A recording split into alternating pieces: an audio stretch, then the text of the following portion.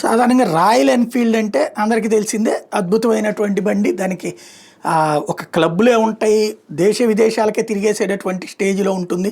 దాన్నంతా కూడా మంచి ఫీచర్సు, జనం ఎగబడుతూ ఉండేటటువంటిది, అలాగా వస్తే ఇలా వెళ్ళిపోయేటటువంటిది.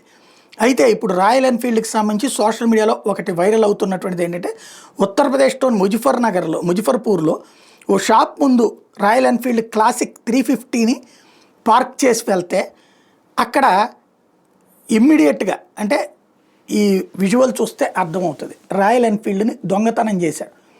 తాళాన్ని కేవలం 3 సెకండ్లలో పగలగొట్టేశారనమాట. ఫైనల్గా అక్కడి నుంచి 15 సెకండ్లలో దాన్ని పట్టుకుపోయినటువంటి పరిస్థితి.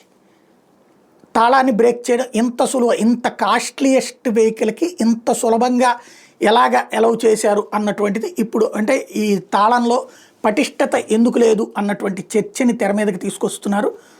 ఇది ప్రస్తుతం సోషల్ మీడియాలో వైరల్ అవుతుంది. రాయల్ ఎన్ఫీల్డ్ మరి అట్లాంటి వాటికి సంబంధించి స్ట్రాంగ్గా లాక్ కూడా ఉండేటటువంటి విధంగా అడుగులు వేయాల్సినటువంటి సందర్భం అనుకుంటా.